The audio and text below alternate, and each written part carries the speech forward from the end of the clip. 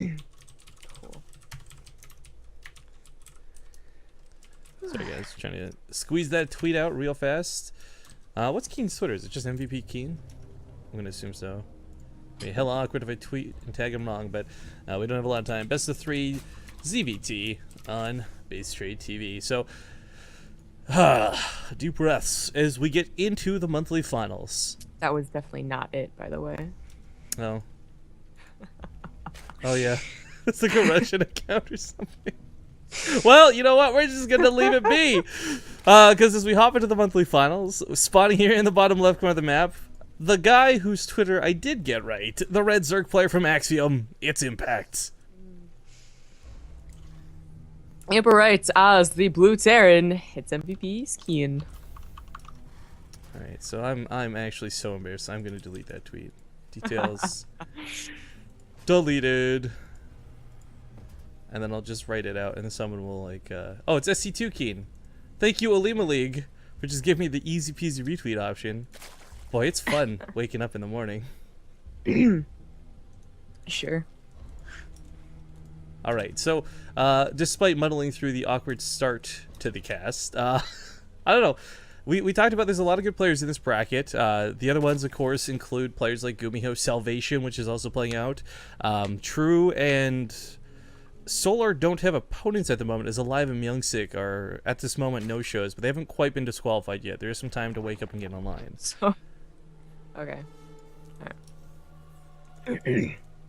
Well, at least it wasn't like Solar and MrUUG were both missing, right? Because then, like, whoever wins this would go straight to the finals. That would be awkward. Yeah, that. I mean, that tends to being the case with a lot of what we do, though, where we cast. We end up casting winners anyways, Zamagirl. Yeah!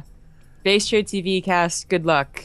Everyone should want us to cast them. Dude, it is. Like, Tasia doesn't win the tournaments, we don't cast Except him in. for Cure Young. wins until we stop. Yeah, Ryung's the only one who doesn't benefit from our blessing, I guess. But okay, so as far as this match goes, though, this is not an unfamiliar one at all. Keen has been a very frequent visitor in the Olimoleague. We've seen him multiple times. Him, Alive, like Gumiho. Well, I guess less Gumiho, actually, thinking on it. But these are guys who have accrued points over time. These are guys who have been winning or coming second place or third place and accruing points to get here to the monthly finals. Now, the cool thing about the Olimoleague, guys, is normally the monthly finals are held within the same month of those finals. Sadly, this is the November finals, as there was a lot of stuff coming at the end of November. There was just no time to actually schedule this one out. So you guys who are the fans get double benefits, though. There's going to be the December finals and the November finals this month, unless something horribly goes wrong with scheduling. Let's hope it doesn't. Well, pretty standard openers from both players. How much to say so far? I guess it is Daybreak, so yay, it's my first time casting this in like a year and a half. No, 2 years now. Right? Start of the Storm's 2 years old.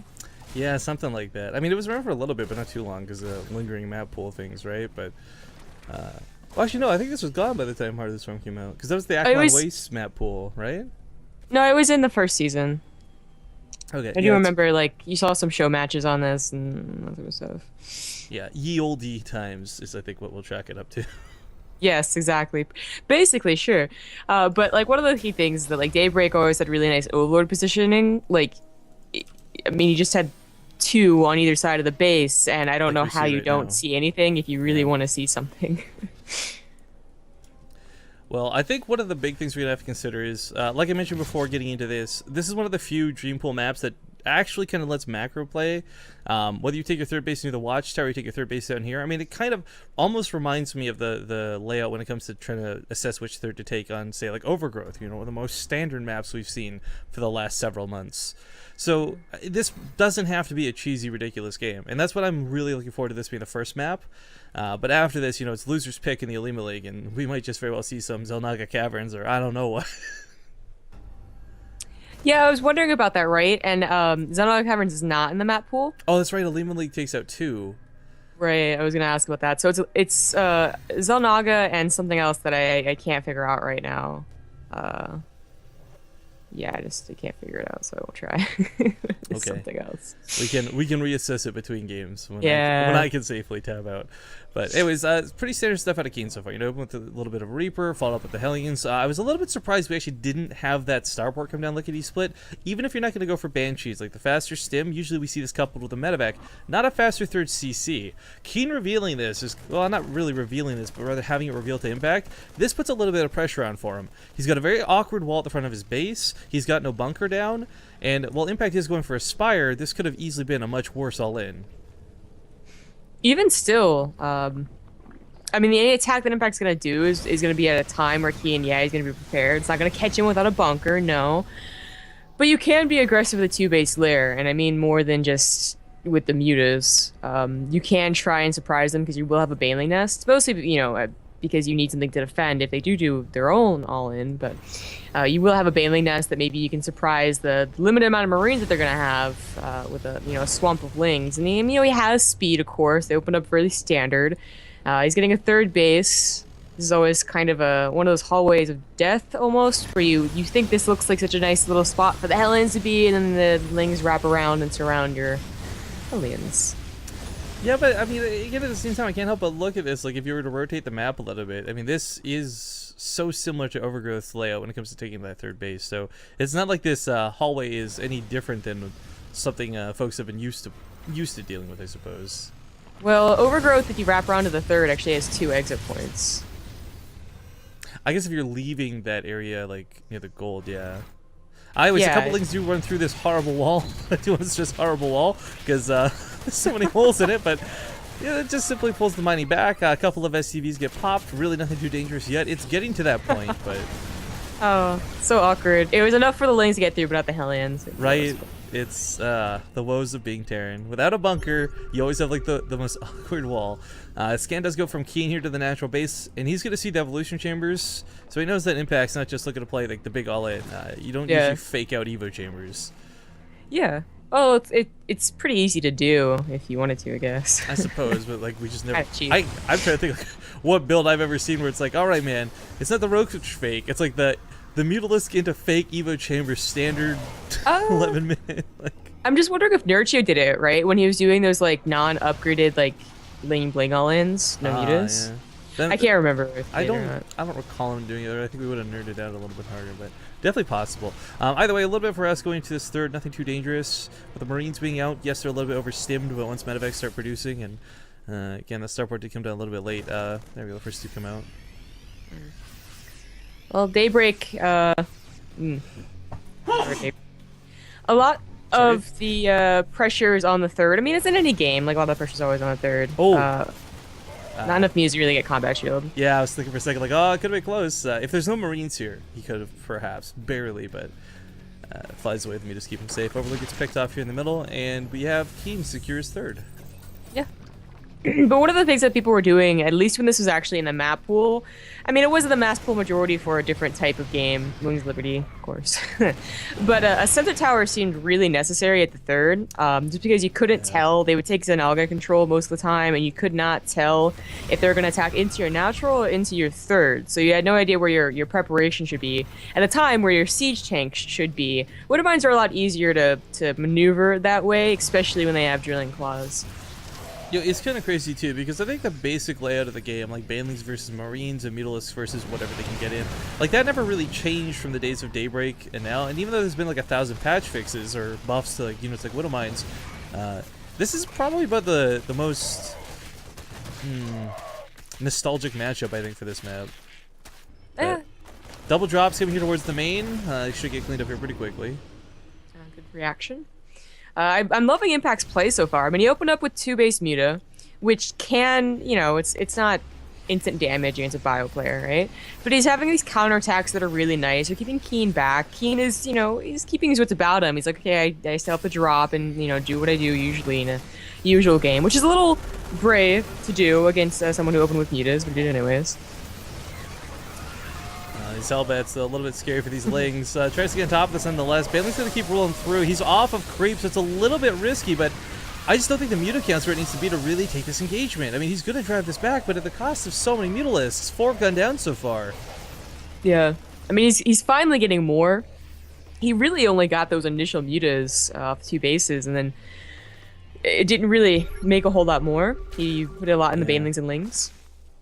I'm actually surprised the count is as low as it is. I mean, when you do open with mutas like this, you're kind of expecting Impact to have like that 20 count up, right? But now his production's kicked in. Now he's got that 4th base economy. We're starting to see that reflect a little bit better. Bailey's morphing in at home soon, I hope, because he's going to need them versus this push. Well, the counterattack with Muta is doing okay damage so far. Yeah, it's really just cutting out reinforcements more than anything else, though. It hasn't really picked up tech labs. No supply depots going down here. But if he can pick off those Marines and make sure nothing else comes across the map, I mean, that's the thing about Keen. Like, he relies on that rally. We don't typically see him death ball it up. Well, Impact feels comfortable enough to actually get 12 more drones. Wow. That brings the total of 86. That's actually really high. I don't know if he's going to start putting down spine crawlers or what, but this missile turret surviving for a very long time. I mean, a lot of his SCVs are still going down, so it's still kind of worth it for Impact. Right, I think that was the call. Like, normally we see you attack the turret, and you're like, oh, what are you doing? But with so many SCVs dying, that very well may have been worth it. Still just chewing into Keen's economy where he can. Problem for Impact, though, is he's still, yeah, there's drops going off here in the main. Wood mines went down. He had to pull the drones out. And it's not like he's doing this for free. Wow. You lost a couple of drones? Or wow, he's actually lost 27 drones? No, he's killed 27 workers. He's lost 11. Dude, I always get so confused by that at first glance. Yeah, but he's building so many. 8 more, like 9. These are going up to like upwards of 90. This is actually not Wings of Liberty. Did anyone tell Impact that? I kind of feel like this might work out though if he can get enough time, because all this extra economy is going to be that many more banelings he can literally waste into his opponent's army rather than taking cost-effective engagements. Kind of. The problem usually is that a high drone count doesn't actually help you any more than like a regular drone count when it comes to gas. Yeah, I mean, it's not that much more, but I'm just saying, like, when you're on 94 drones of economy, you're going to have a little bit of cash to spare. He's getting up to 100! I have not seen this 101! Since, like... It's Dalmatians! Where's Cruella de Vil? Okay.